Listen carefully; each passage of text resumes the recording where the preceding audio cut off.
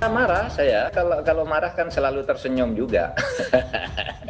Jadi apa marah betul dong. Anda boleh ngeritik saya sebagai pejabat karena perbedaan politik, tapi adalah biadab Anda kalau karena berbeda politik dengan saya lalu menyerang keluarga saya, apalagi sampai ibu. Ibu saya itu umurnya 90 tahun, Wow. 91 lah sebentar lagi gitu. Makanya dari sudut kemanusiaan itu biadab.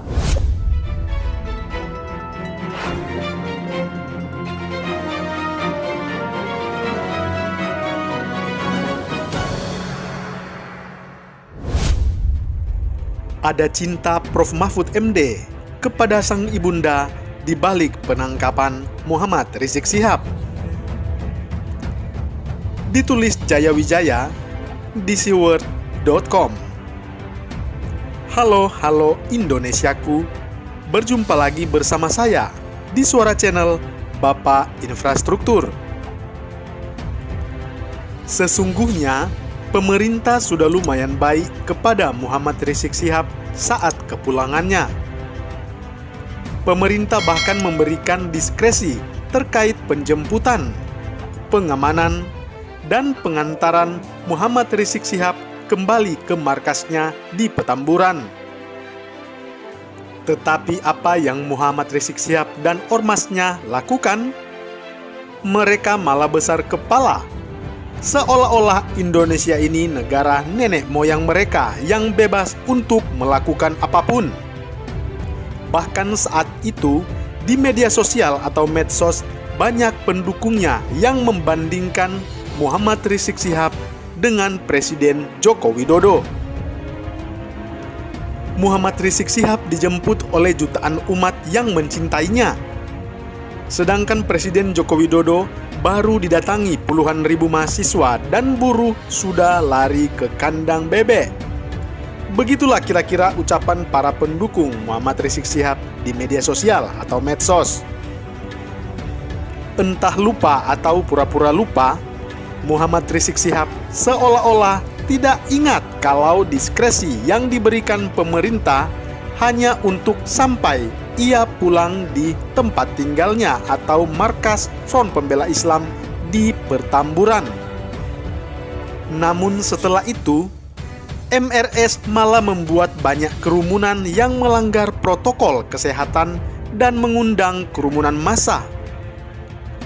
Padahal Indonesia sedang mengalami masa wabah pandemi COVID-19.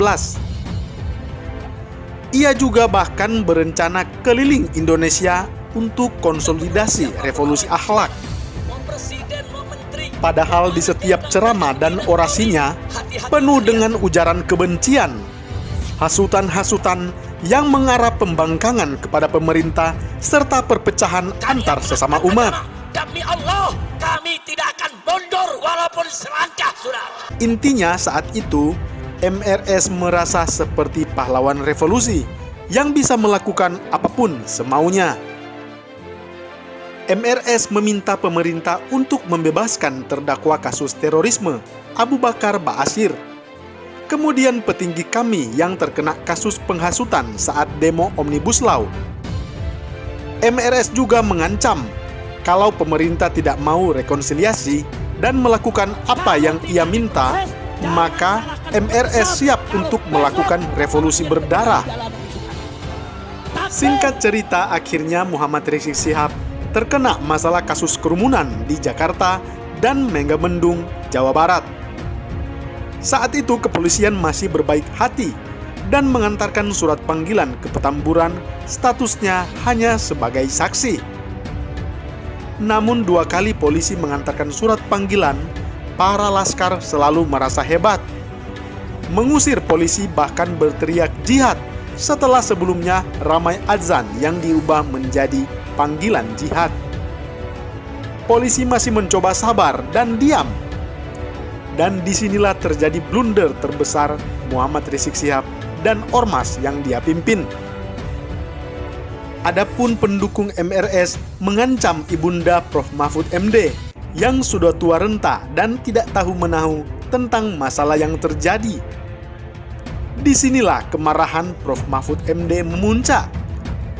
Di media sosial, dia sempat berkata, "Saya selalu berusaha menghindar untuk menindak orang yang menyerang pribadi saya karena khawatir egois saya dan sewenang-wenang karena saya sedang punya jabatan.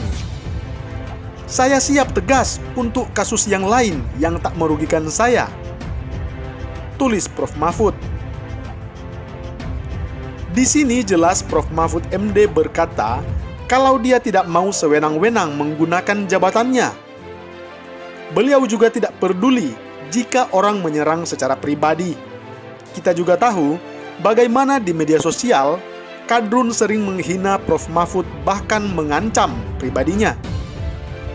Tetapi Prof. Mahfud MD berusaha untuk sabar.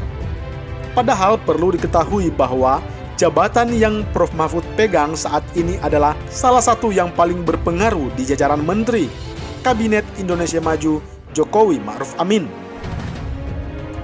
Sebagai Menteri Koordinator Politik Hukum dan Keamanan, aparat-aparat di Indonesia bisa dikoordinasikan oleh Prof. Mahfud MD, baik itu TNI, Polri, BIN, dan BNPT.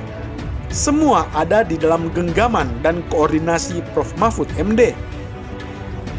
Tapi kali ini Prof. Mahfud MD benar-benar marah karena Front Pembela Islam atau FPI malah mengganggu sang ibunda, seseorang yang melahirkannya, membesarkannya, dan mendidiknya hingga bisa menjadi seperti sekarang ini. Silakan Anda resapi pernyataan Prof. Mahfud MD berikut ini yang sudah sangat marah saat itu.